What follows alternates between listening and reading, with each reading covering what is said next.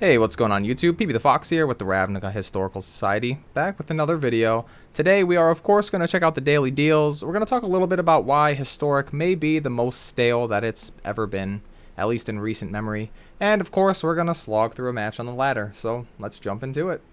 I did peek at these earlier.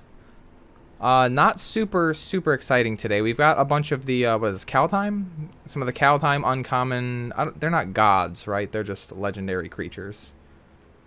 But Vega the Watcher was from the Battle Pass. But all the rest of them are 50% off at Uncommon.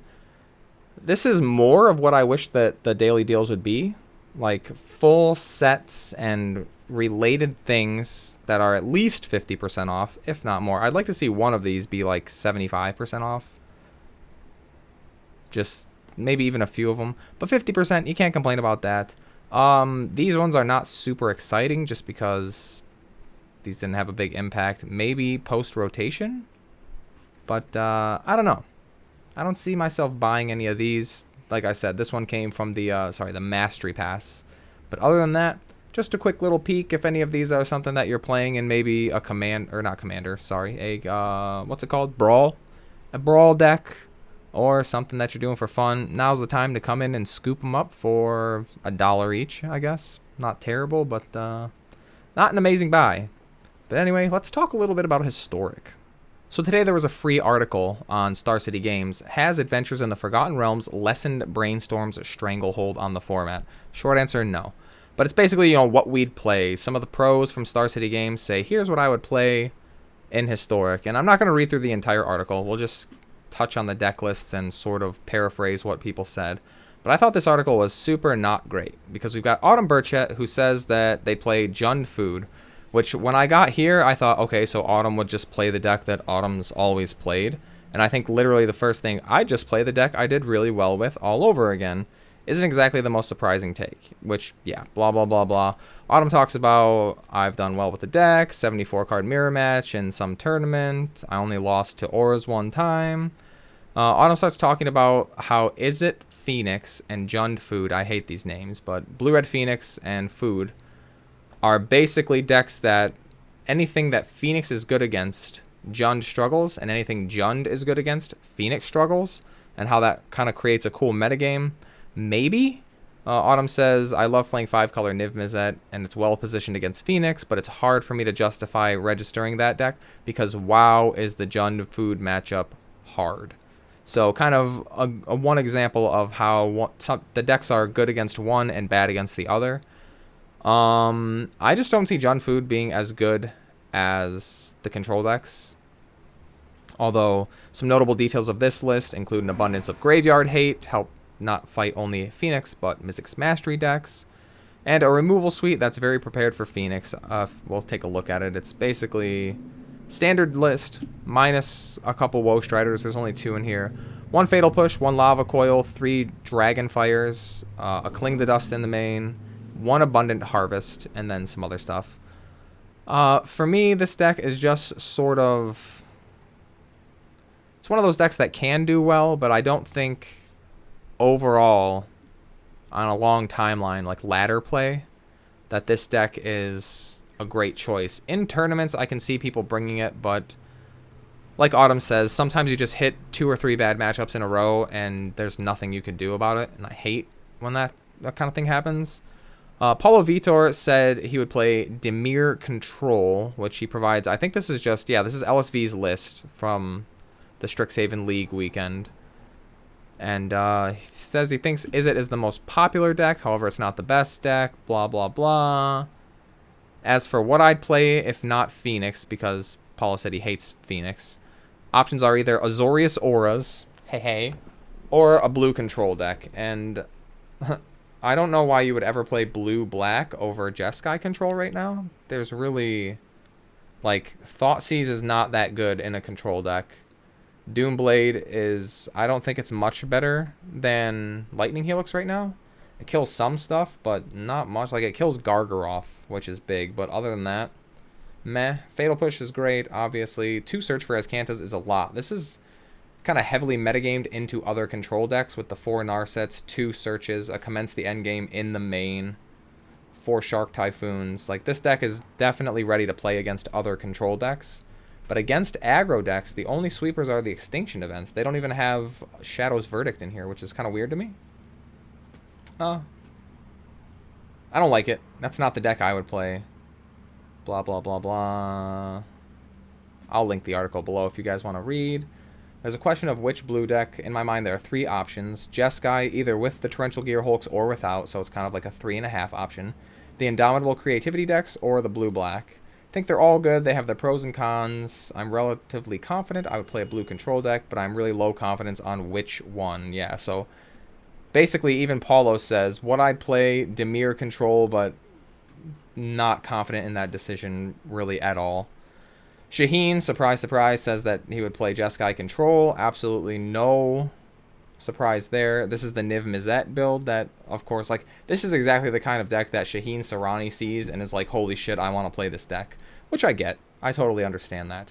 But something that I don't like, and like one of the first really big issues I had with this is right here. This take on Jeskai control is the most interesting I've seen, with main deck Rest in Peace and the return of Niv Mizzet Parun. Niv Mizzet is a win condition that can lock down an opponent upon resolution. Sure. Here's where I hate it. It was Dynamite in Standard, and I imagine it has similar strength in Historic. The spells surrounding it have significantly improved with the return of Memory Lapse and the addition of Expressive Iteration. But this sentence right here, it tells me, like, I don't think Shaheen plays any Historic. Like, I don't think I've ever seen Shaheen writing really about Historic tournaments that he's played in or grinding on the ladder. This is just like, somebody was like, Shaheen, we need you to do a what would you play? And he was like, all right, well, I would obviously do Jeskai control. So he went on MTG Arena, or what is it, MTGA Zone, looked at this one, saw, oh wow, Niv Mizzet, the 2 planeswalkers that I like, an Anger of the Gods and a Rest in Peace in the main. I'll write about this. Like, it was Dynamite in Standard, and I imagine it has similar strength in Historic. Like, yes, sometimes, but also sometimes it's just a 5/5 that immediately gets killed. Not by control decks, although the blue-black control deck can obviously erase this thing immediately. And it's just like, I mean, whatever. It's a free article on Star City, so you can't complain too much. But this is the part where I really see, like, because I was questioning, like, how much does Paulo Vitor actually care about Historic? How much, and like Autumn Burchett too, like, how much are these 2 top-shelf professional Magic players really paying attention to Historic? And once I got to that line in Shaheen's section, I realized that Autumn's response was, I would just play the deck that I've done well with. Paulo's answer was, I would play what LSV played, but I'm not even confident that I should be doing that. Shaheen is, I would play the first Jeskai control list that looked cool to me. And then Dom Harvey, who actually does write about Historic all the time on this website and has really good stuff, says that he would play Dimir Tainted Pact, which I found just kind of hilarious. Because, I mean, obviously we all lived through the time when this deck was unstoppable. Now that the Oracle is banned, Dom talks about how, you know, it's never going to achieve the same heights as being the best deck by a landslide.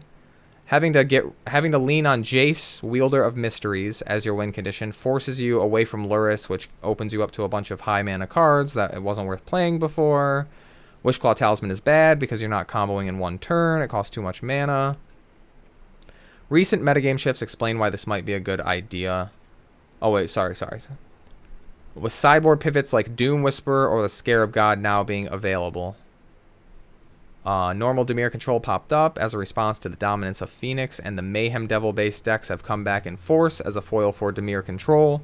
The Tainted Pact combo gives you a way to steal wins quickly and guarantee them eventually without having to outgrind Mayhem Devil or Phoenix in longer games. One thing that hasn't changed is an unbelievably cool concept when it isn't the only thing you can do in a format. Amid the random mess that makes up the rest of Historics, I voted that I would play Other, because I would obviously play Blue-White Auras.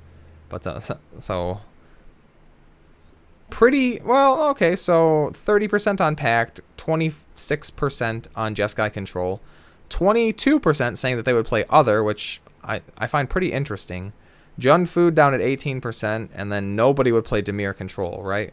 I don't think anybody thinks that this deck is what they want to be on. It just did well. It's the same as, like, whenever Rogues randomly does well in an event, people are like, man, Rogues is really tier 1, and then people who are familiar with the format are like, no, it's garbage. It's very, very, very niche. and in certain metagames it can do really well, but it's not a good deck. And like that's basically it, right? Everybody writes 3 paragraphs about a deck list that they found probably minutes after they were assigned the article.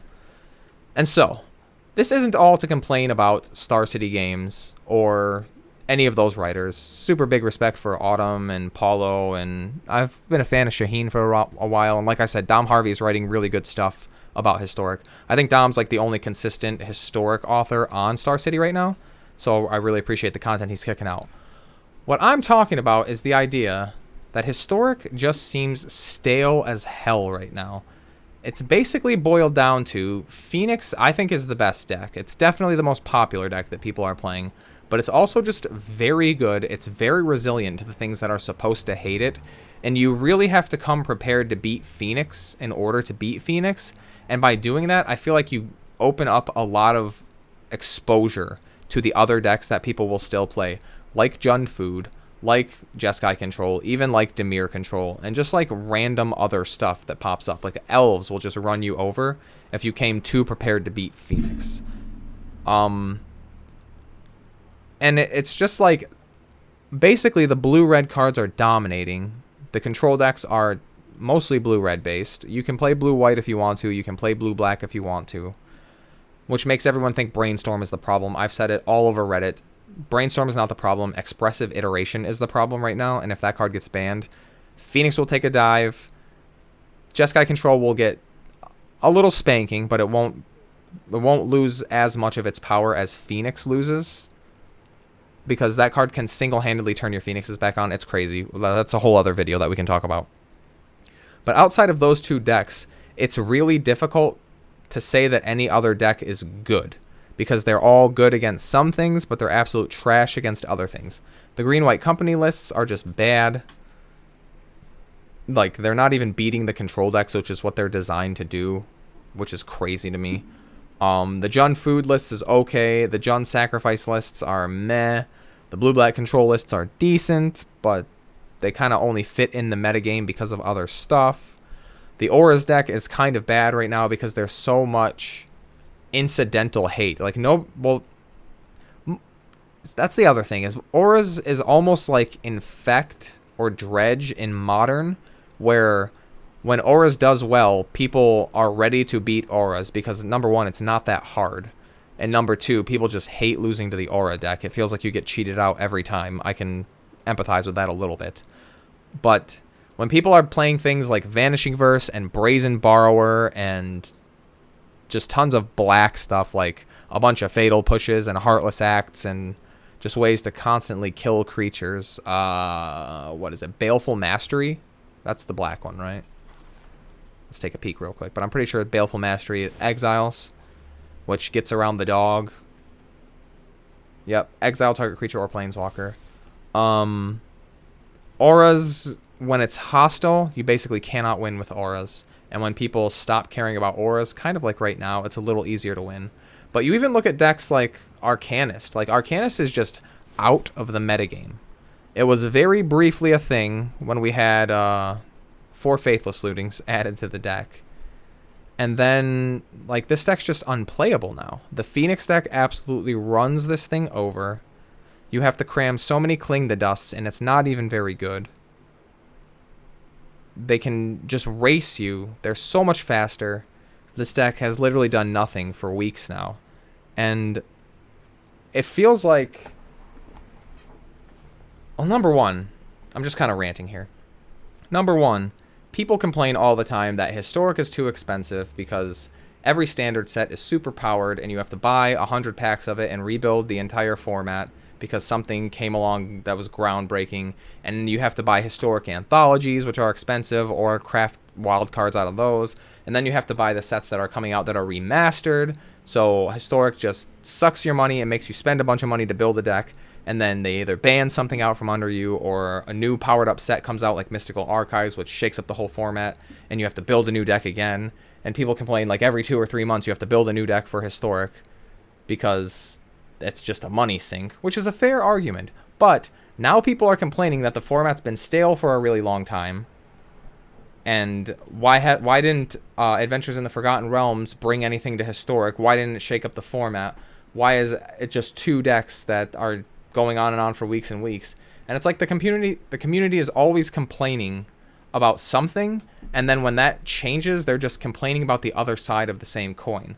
Like, either Historic is a money pit and you have to spend hundreds of dollars every month to keep up with the format, or it's stale as hell. There's 2 decks that dominate and everything else kind of fades in and out depending on what other decks are doing. And that's also bad too. I personally like when the format's just churning constantly. Like, yeah, it's a little more expensive to keep up with it. That sucks for people. But the trade-off is this, where we sit in this format doing nothing forever. Like, I don't want to build Phoenix because I agree with Paulo. Like, I just don't want to play Phoenix. I don't want to play the #1 most popular deck with a target on its back that's not insanely broken. Like, I played Oracle Pact because even though it was the most insanely played popular powerful deck, nobody could do anything about it. So there was no downside to playing it. I personally think the format is just super bland right now, and I think that that's much, much worse than having the format churn every 2 months. I hope that the next Historic Anthology brings us something really, really big, not for control decks. Like, we need green and white cards that can scale up into the format. I don't know what those are. That's another video. People talk about, like, we should just jam a bunch of modern staples in there. I don't think that's the right idea.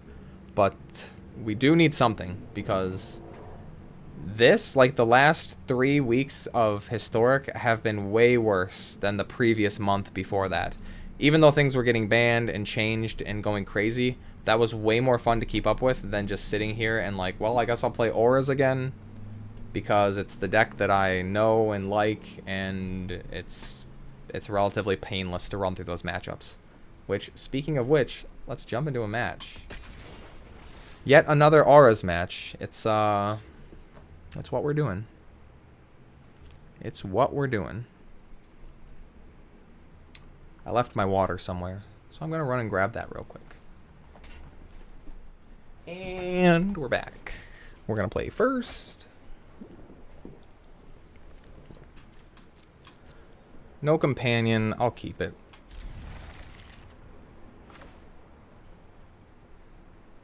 We'll keep it. Had to steal some of Julie's water. So my throat's still a little dry because I didn't get as much as I wanted. It's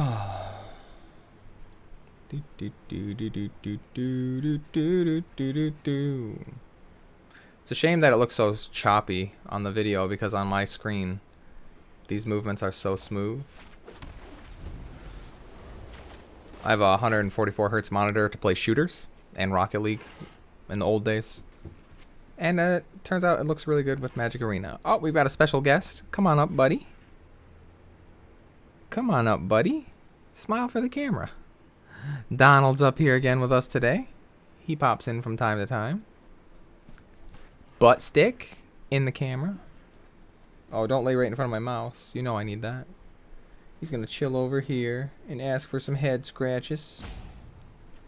Well, he's going to continue to walk around. Alright, so apparently our opponent's just timing out here. This is not going to be a fun match. Your go. Now he's laying down. Let's take a little peek at Donald while we wait. Oh. There he is over there. There he is over there.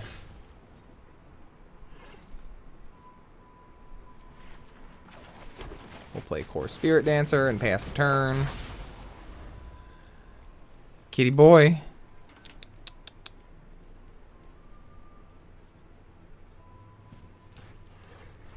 I don't know if you can hear the ocarina, but Julie's still trying to learn. She got her ocarina in the mail yesterday, I think. Oh, it's always such a bad idea to move this camera. Always such a bad idea. There we go. Pretty good. She's learning Zelda songs, which is cool. She's going to learn the Lugia theme from Pokemon 2000, I think it is. Oh, these are always the worst. I wish that it would recognize, like, my opponent timed out of their first turn. So if you time out of your first turn, you just lose the match. Sorry, Darth Lemon. But how much time does this take up? This takes up like precious minutes of our lives. And then... like, why do I have to go through this again? Can I just... Kyriov... Draw an aura? Nope. Hydra. Take the action. Play this thing. Well, we have to wait for our opponents to time out on another turn, which is super annoying. You should start with 1 timeout, but not 2.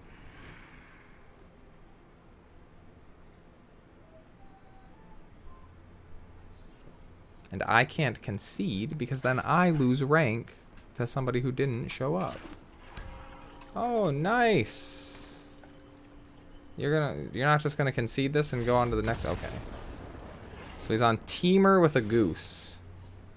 What's that mean? Temur with a goose. I don't know what that means. Do I know what that means?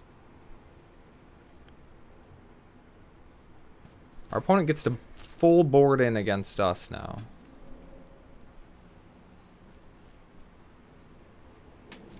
Temur with a goose. Is this like a flash deck?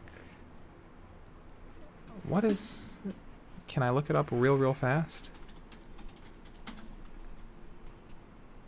Can I look up decks that use specific cards? Search decks. Gilded Goose. Simic Ramp. Historic.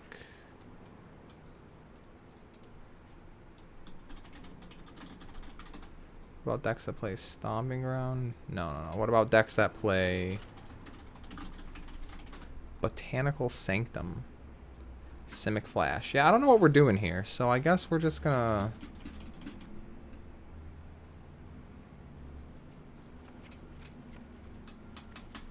I guess we'll do that.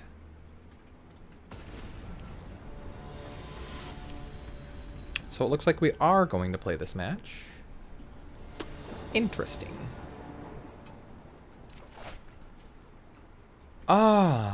That hand is sort of keepable.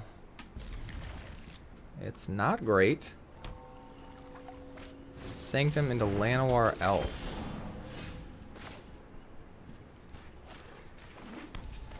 Alright, this hand just got much better. So Temur Ramp. What the hell's going on, though? What do Temur decks ramp into? Marvel, maybe?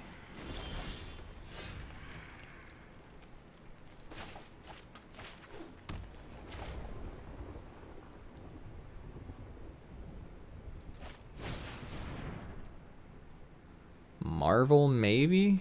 This is a counter spell, right? No? No counter spell. No, because if this was Marvel, there would have been a Woodweaver's Puzzle Knot by now, right? Magma Spray. Doink. It's protected, so now he untaps.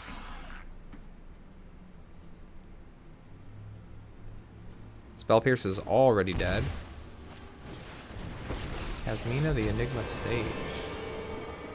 Friends? Some kind of Friends deck?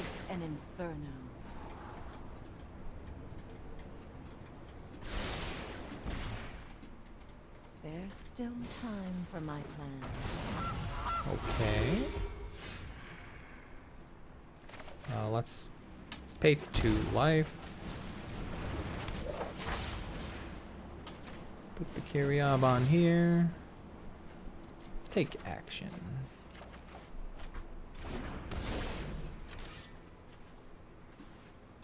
Guess attack there. I'll let him make a fractal. I'm fine with that. Okay, we hit the land. That's nice.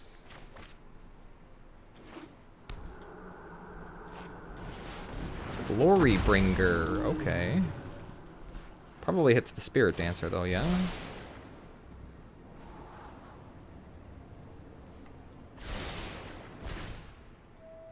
Consider all Scries to the bottom. I hit the SRAM, okay.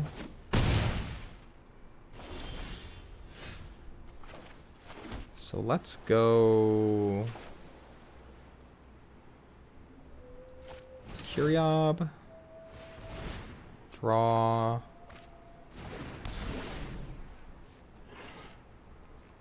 Yeah. Drake. Let's attack here. Let's attack Kasmina. Does he block with the goose? He does. Okay. Is it another Spirit Dancer instead? Maybe it's another Spirit Dancer. I don't need to block the Glorybringer just yet. That's not good enough. Whenever it enters, draw a card, untap his Glorybringer. Okay. That's pretty annoying. I'll show you Drywalker something truly spectacular. That's pretty annoying. I love to make a splash. We can beat this, can't we, buddy? This a is fractal. merely a fraction of my power. Shoots my little core Spirit Dancer down.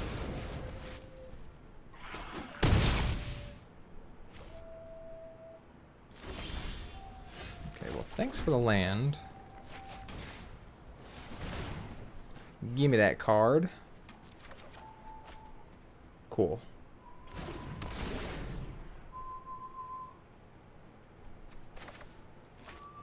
This thing could potentially kill here. Could potentially kill. There it is. There it is. I hope that's a mystical dispute. Gird game. Well, that was a weird thing. So our opponent was playing Temur Weirdness with Kiora and Glorybringer. Can I see the Kasmina behind this or no? I cannot. I may not. Interesting. Anyway, I'm gonna go make some lunch because I'm super hungry. It's 1 o'clock, just 1:30 almost. I recorded early today because it's supposed to be super hot and humid today. I saw that on the news and I was ecstatic. We'll buy a pack though. We'll buy a pack. I haven't bought a pack in a few days because I haven't done my quests in a few days. We're gonna load up on AFR packs. You guys ready? 3, 2, 1. Bust it open.